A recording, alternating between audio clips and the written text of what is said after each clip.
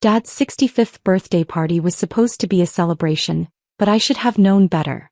Nothing in my family ever went the way it was supposed to, especially when my brother Marcus was involved. The dining room was decorated with balloons and streamers. The table was set with Mom's good china, and everyone was gathered around pretending we were a normal, happy family. But we weren't normal and we definitely weren't happy. "So, Dad," Marcus said, raising his wine glass with a theatrical flourish, "I have some exciting news to share on your special day." Everyone turned to look at him expectantly. Marcus had always been the golden child, the one who could do no wrong in our parents' eyes. At 35, he was a successful real estate developer with his own company, a beautiful wife named Jennifer, and 2 kids that my parents absolutely adored. I, on the other hand, was the family disappointment at 32. "Jennifer and I have been talking," Marcus continued, shooting a meaningful look at his wife, who smiled and nodded encouragingly. "We think it's time for some big changes around here." Dad leaned forward, interested. "What kind of changes, son?" "Well," Marcus said, pausing dramatically, "we've been looking at houses in the suburbs. You know, better schools for the kids, more space, a real family neighborhood." "That sounds wonderful," Mom said, beaming at her favorite child. "But what does that have to do with us?" Marcus grinned. "We want you and Dad to come live with us. We're thinking about buying a big house with an in-law suite, maybe something with a pool for the grandkids." The room erupted in excited chatter. My Aunt Carol started talking about how wonderful it would be for the family to be closer together.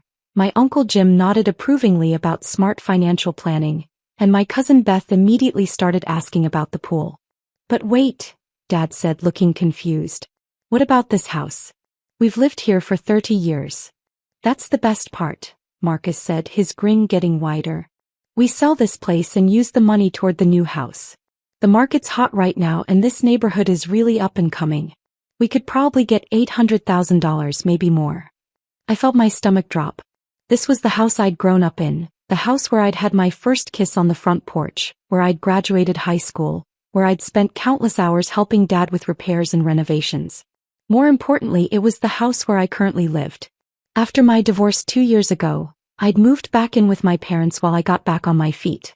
It was supposed to be temporary, just until I could save up enough money for a place of my own. But with the cost of living in the city and Dad's recent health issues, I'd ended up staying to help take care of him. "That's a wonderful idea," Dad said slowly, "but what about Alex? This is her home too." All eyes turned to me. I could feel the weight of their stares, the expectation that I would just go along with whatever Marcus had planned. But Marcus wasn't done yet. "Pack your bags, loser," he announced with a cruel smile. "This house is going up for sale." The room went silent for a moment, and then everyone started cheering and raising their glasses like Marcus had just announced he'd won the lottery. "To new beginnings," Jennifer called out. "To family," Aunt Carol added. "To getting a fresh start," Uncle Jim chimed in.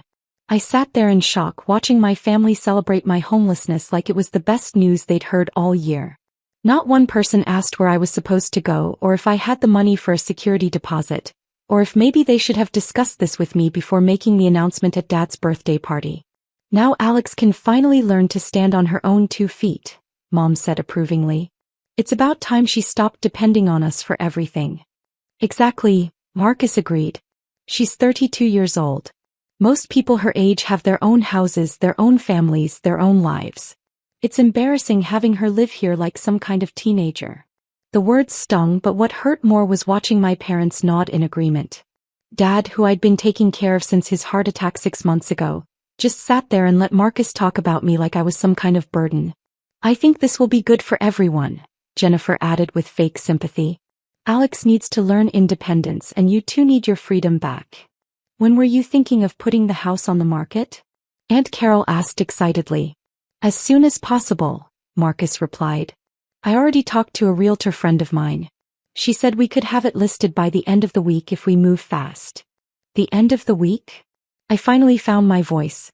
"You're giving me less than a week to find a new place to live?" Marcus shrugged. "That's plenty of time. There are lots of apartments available if you're not picky. And it's not like you have a lot of stuff to move," Mom added helpfully. "Most of what's in your room is just old junk anyway." I looked around the table at these people who were supposed to be my family, who were supposed to care about me, and all I saw were strangers celebrating my misfortune. Even my cousins who I'd grown up with were nodding along like this was perfectly reasonable. "I need some air," I said, standing up from the table. "Don't be dramatic," Marcus called after me. "This is good news. You should be thanking us for forcing you to finally grow up." I walked outside onto the front porch, the same porch where I'd spent countless summer evenings with Dad, where we talked about life and dreams and all the things I wanted to accomplish. The irony wasn't lost on me that I was being kicked out of the house I'd been helping to maintain and improve for the past 2 years. While my family continued their celebration inside, I pulled out my phone and scrolled through my contacts until I found the name I was looking for. James Morrison, senior partner at Morrison & Associates Real Estate Law. James had been my divorce attorney and we'd stayed in touch afterward. He was a sharp, no-nonsense lawyer who specialized in real estate transactions, property disputes and family law. More importantly, he was someone who actually listened to me and treated me with respect. I dialed his number, hoping he'd answer even though it was a Saturday evening. "Alex." James answered on the second ring. "Is everything okay?" "James, I need your help with something urgent," I said, keeping my voice low so the family inside couldn't hear me. "Can you pull up the property records for 1247 Maple Street? That's my parents' house." "Sure, give me a second," James said. I could hear him typing on his computer. "Okay, what am I looking for?" "I need to know who currently owns the property," I said. "And I need to know if there are any liens, mortgages, or other encumbrances on the title." "Interesting question," James said, his voice taking on the professional tone he used when he sensed there was more to a story. "According to the records, the property is owned by Clearwater Holdings LLC. There's a significant mortgage on the property and— Wait, this is unusual." "What's unusual?" I asked, though I was pretty sure I already knew what he was going to say. "There are some recent filings here. It looks like the original owners, Robert and Margaret Hamilton, defaulted on their mortgage payments about 18 months ago. The property went through foreclosure proceedings and Clearwater Holdings purchased it at auction." "So my parents don't actually own the house anymore?" I asked, even though I already knew the answer. "Not according to these records," James confirmed. "Clearwater Holdings has owned the property for about 14 months. But Alex, how did you know to ask about this?" I took a deep breath. "Because I'm Clearwater Holdings." The silence on the other end of the line lasted for several seconds. "You bought your parents' house?" James asked finally. "When Dad had his heart attack, I found out they were behind on mortgage payments," I explained. "Way behind. They were about to lose the house, but they were too proud to tell anyone. So I used my divorce settlement to buy the property at foreclosure auction, then let them continue living here without telling them." "Alex, that's incredibly generous," James said. "But why didn't you tell them?" "Because I knew they'd be humiliated," I said. "Dad's always been proud of being a homeowner, of providing for his family. I thought maybe I could help them get back on their feet financially, and then eventually transfer the property back to them when they were in a better position." "But now your brother wants to sell the house," James said, understanding the situation immediately. "He thinks he can just kick me out and sell a house he doesn't own," I said. "And my parents are going along with it because they don't know the truth." "What do you want me to do?" James asked. "I want you to prepare the paperwork showing that I own the property," I said. "And I want you to send a cease and desist letter to any realtor who tries to list it without my permission." "Consider it done," James said. "I'll have everything ready within the hour." "But Alex, you're going to have to tell them the truth eventually." "I know," I said. "I think tonight's as good a time as any." When I hung up the phone, I could hear the party continuing inside. Marcus was holding court, probably making more plans about the house sale and how they were going to spend the money. I sat on the porch steps for a few minutes, trying to prepare myself for what was about to happen. My phone buzzed with a text from James. "Documents ready. Sent cease and desist to 3 local realtors just in case. You own that house free and clear. Good luck." I walked back inside to find the family still gathered around the dining table, now discussing renovation plans for Marcus's dream house. "We could put in a wine cellar," Jennifer was saying excitedly. "And a home theater," Uncle Jim added. "Don't forget the pool house," Aunt Carol chimed in. Marcus looked up when I walked back in. "There she is. Did you get all your sulking out of your system?" "Actually," I said calmly, "I need to tell you all something important." If you're going to beg us to let you stay, save your breath, Marcus said dismissively. We've already made our decision. I'm not begging for anything, I said, pulling out my phone. I just got off the phone with my attorney. Mom rolled her eyes. Alex, you can't afford an attorney. Stop being dramatic. James Morrison from Morrison and Associates, I continued. He specializes in real estate law. Dad looked up with interest. Why were you talking to a real estate attorney? Because I wanted to make sure I understood the legal implications of what Marcus is proposing, I said. Specifically, I wanted to know what happens when someone tries to sell a house they don't own. Marcus laughed. What are you talking about? Mom and Dad own this house. No, I said quietly. They don't. The room went silent. Everyone was staring at me like I'd just announced I was an alien. That's ridiculous, Marcus said, but his voice had lost some of its confidence. Of course they own this house. They've lived here for 30 years.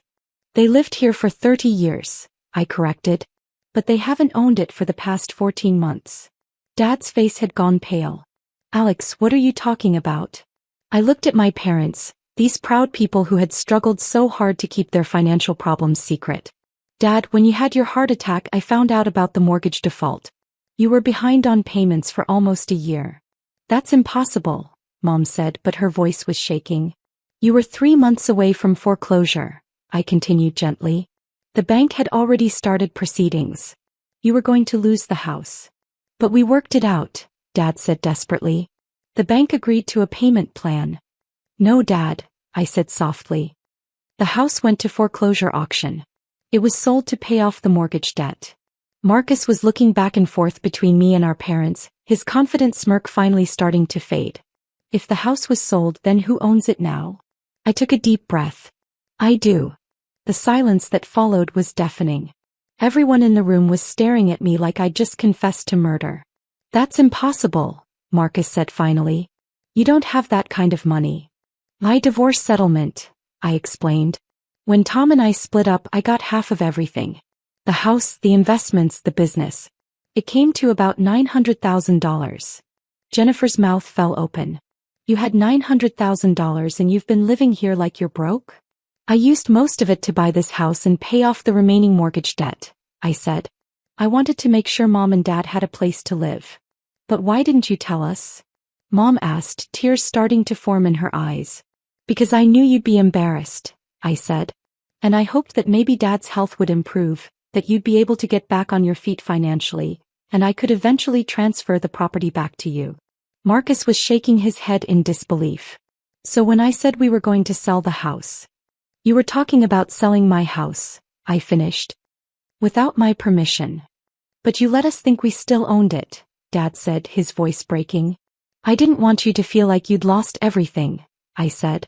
I thought I was helping. The room erupted in chaos. Everyone started talking at once, voices raised in confusion, anger, and disbelief. This is insane. Marcus shouted. You can't just buy someone's house without telling them. She saved our home. Mom was crying now. We would have been homeless. But she lied to us for over a year. Aunt Carol added. She was trying to help. Uncle Jim argued. Through all the shouting, Dad just sat there staring at me. Finally, he raised his hand for quiet. Alex, he said slowly, are you telling me that when we were about to lose our home, you used your divorce settlement to save it? Yes, I said simply. And you've been letting us live here for free for over a year? Yes. And you never said anything because you didn't want us to feel bad about losing the house? Yes. Dad was quiet for a long moment. Then he started laughing. Not a happy laugh, but the kind of bitter laugh you make when you realize how wrong you've been about everything. We've been treating you like a burden, he said. Like some kind of freeloader who couldn't take care of herself. Robert, Mom said softly, we didn't know. We should have known, Dad interrupted. We should have paid attention. We should have asked questions instead of just assuming the worst. Marcus was still trying to process what had happened. So you're saying I can't sell the house? It's not your house to sell, I said. It's my house. And I decide what happens to it. But what about our plans? Jennifer asked desperately. The new house, the in-law suite, the pool? You'll have to make other arrangements, I said calmly. This is ridiculous. Marcus exploded. You can't just sabotage our family plans because you're jealous. I'm not sabotaging anything, I said. I'm protecting my investment. If you want to buy a bigger house, you'll have to do it with your own money. But we were counting on the sale of this house. Jennifer protested. You were counting on money that wasn't yours, I pointed out. The argument continued for another 20 minutes, with Marcus and Jennifer becoming increasingly desperate as they realized their dream house plan was falling apart. Finally, Marcus played his last card. Fine, he said angrily. If that's how you want to be, then we'll just cut you out of the family completely. Mom, Dad, you need to choose. Either she goes or we do. The room went quiet again. Mom and Dad looked at each other, then at Marcus, then at me. You want us to choose? Dad asked slowly. Yes, Marcus said confidently. Choose between your successful son who's trying to provide for this family, or your failure daughter who's been lying to you for over a year. Dad stood up slowly, his face serious. For a moment I thought he was going to side with Marcus. After all, Marcus had always been the favorite, the golden child, the one who could do no wrong. Instead, Dad walked over to me and put his hand on my shoulder. I choose the daughter who saved our home when we were too proud to ask for help, he said firmly. I choose the daughter who spent her divorce settlement making sure we had a place to live.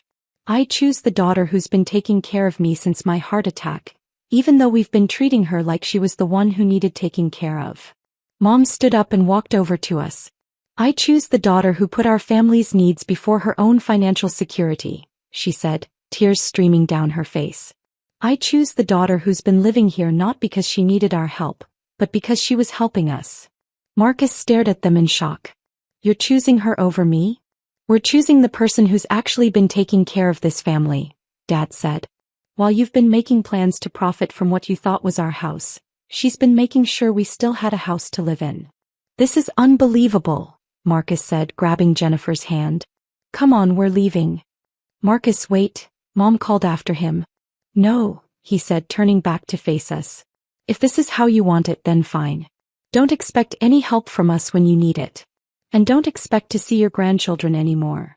With that, he stormed out, Jennifer following behind him. Aunt Carol and Uncle Jim looked around awkwardly before making their excuses and leaving as well. Cousin Beth just shrugged and said she'd see us later. Within 10 minutes, the house was empty except for Mom, Dad, and me. We sat in the living room in silence for a while, processing everything that had happened. I'm sorry, I said finally. I should have told you the truth from the beginning. No, Dad said firmly. We're the ones who should be apologizing. We let Marcus convince us that you were the problem when you were actually the solution. I can't believe we were so blind, Mom added. All this time you've been taking care of us and we've been treating you like you were a failure. You're not failures, I said. You hit a rough patch. Dad got sick, medical bills piled up, things got difficult. That happens to a lot of families. But instead of asking for help, we let our pride almost cost us everything, Dad said. If you hadn't stepped in, we would have been homeless, Mom finished quietly. So what happens now? Dad asked. This is your house. Do you want us to move out? I looked around the living room at the family photos on the mantel, at the furniture I'd grown up with, at the home that had shaped who I was. This is our family home, I said. I bought it to keep it in the family and that's where I want it to stay. You're not going anywhere. But Marcus. Mom started. Marcus made his choice, I said. He chose money and status over family. That's his decision to live with. What if he comes back? Dad asked. What if he apologizes? Then we'll talk, I said. But he's going to have to accept that this house isn't for sale and that I'm not going anywhere. If he wants to be part of this family, he needs to start treating all of us with respect. A few weeks later, I got a call from Marcus. His voice was different, smaller, less confident than usual. Alex, he said, I've been thinking about what happened at Dad's party. And? I asked. I was wrong, he admitted. I didn't know what you'd done for Mom and Dad. I didn't know you'd saved their house. You also didn't bother to ask, I pointed out. I know, he said quietly. I was so focused on my own plans that I didn't think about what anyone else needed. Your plans involved selling a house that wasn't yours and making your sister homeless, I said. without even discussing it with her first. I know, he repeated. I was horrible. Jennifer and I have been talking and we realized we were completely out of line. So what's changed? I asked. We found another house, he said. It's not as big as what we were planning, but it's nice. We can afford it without selling Mom and Dad's house. Your house, he corrected himself. That's good to hear. Alex, Marcus said, I was wondering if maybe we could try to fix this. I miss Mom and Dad. The kids miss their grandparents. And I miss having a sister. I thought about it for a moment. Marcus had been cruel and selfish, but he was still my brother. And family is complicated. We can try, I said finally. But there are going to be some ground rules. Whatever you want, he said quickly. First, you apologize to Mom and Dad. Not just for the house thing, but for the way you've been treating me. Done. Second, you stop treating me like I'm a failure or a burden. I'm a grown woman who makes her own decisions and takes care of herself. Absolutely. And third, you never, ever make plans involving other people's property without their permission again. Never, he promised. The family reconciliation wasn't immediate or easy. It took months of awkward dinners and careful conversations before things started to feel normal again. But eventually Marcus and Jennifer moved into their new house, complete with the pool the kids had wanted. Mom and Dad got to keep living in the home they'd built their life in. And I got to keep my family, complicated as they were. The best part was watching Dad's health improve once the stress of potentially losing his home was gone. He started working in the garden again, fixing things around the house and generally acting like himself for the first time since his heart attack.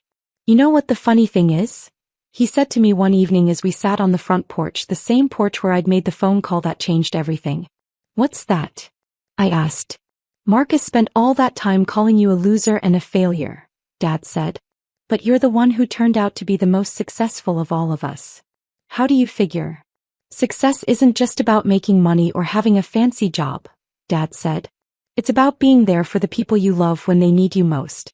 It's about making sacrifices for your family without expecting anything in return. It's about doing the right thing even when no one knows you're doing it.